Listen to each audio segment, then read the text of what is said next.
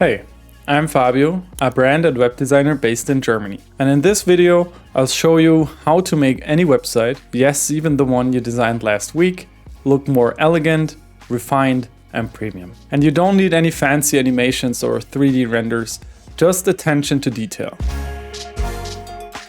Let's start by talking about whitespace. I like to think of whitespace as silence between words and elements. It's what makes the rest of the design feel confident.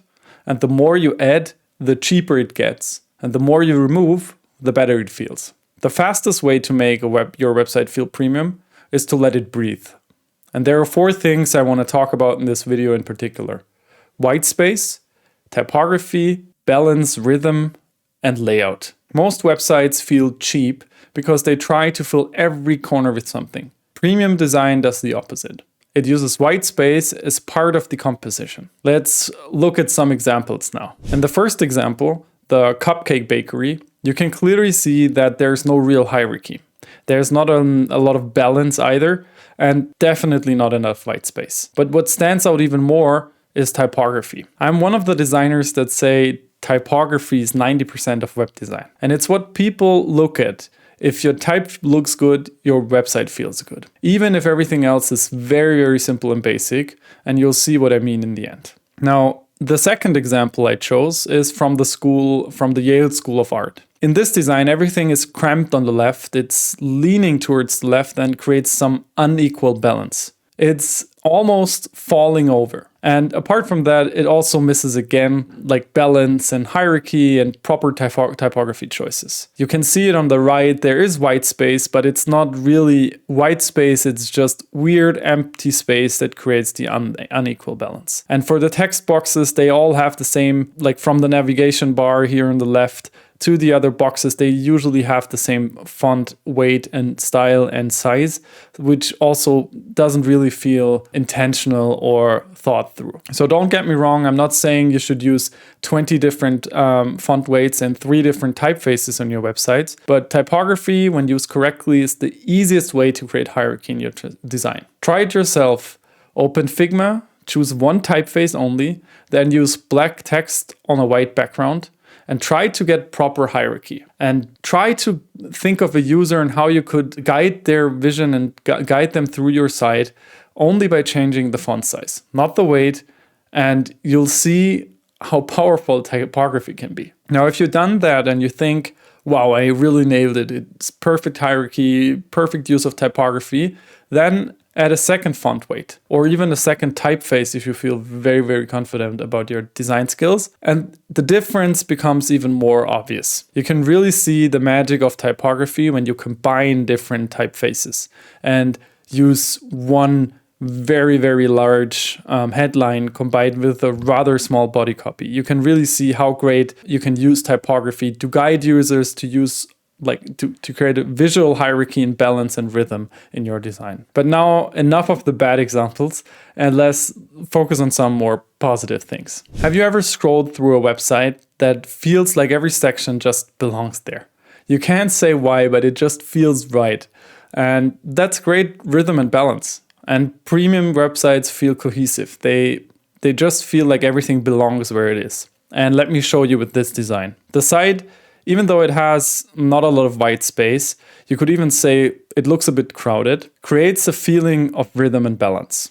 But why? It uses the same spacing, the perfect grid alignment. If I zoom in, you can see it's perfectly aligned to the grid. Everything is aligned to the grid. And the same proportions and repetitively on the entire website. The result is we feel a sense of structure, organization, and balance. So the entire design, even though it doesn't have a lot of white space, it has white space here and there, but not a lot, feels intentional. Now, the second little task for you is take your design and check it. Are you using consistent vertical spacing between every section? Are you aligning elements to the same grid, or are you throwing them just on the canvas and you're literally hoping they just stick? Are you using the same visual patterns, or does every section feel like it's a completely different design? For most people, these things are invisible, but they still feel them instantly when done right. Now let's look at a different design, and compared to the previous design, it's the complete opposite. You can clearly see how they use white space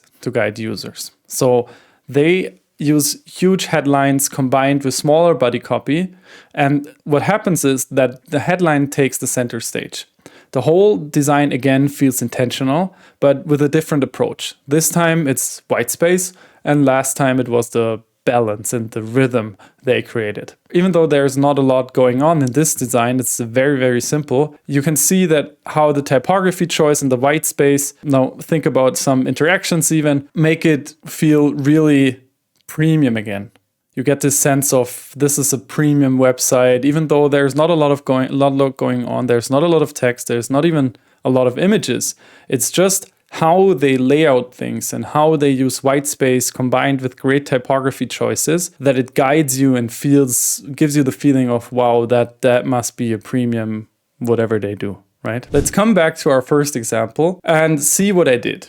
I just applied the principles I talked about to improve the design. And it took me less than 5 to 10 minutes, but it makes a huge difference. So remember, that's our first bad example. We had a lack of typography choice, there's no real balance, no real hierarchy, and there's not a lot of white space. So what I did is I chose a cupcake image and took this product image and gave it a lot of white space. So I removed all the clutter from the site. We have the logo, we have some like a nav bar and some navigation points, and we have a simple, direct headline and call to action. I used a rather simplistic, elegant, grotesque font so that it's also not overcrowding the design or taking too much attention away from the product. So it's like an intentional choice that I didn't take a more fancy font, but took a more simple one because I want to have people focus on the product, not on the typography. So remember,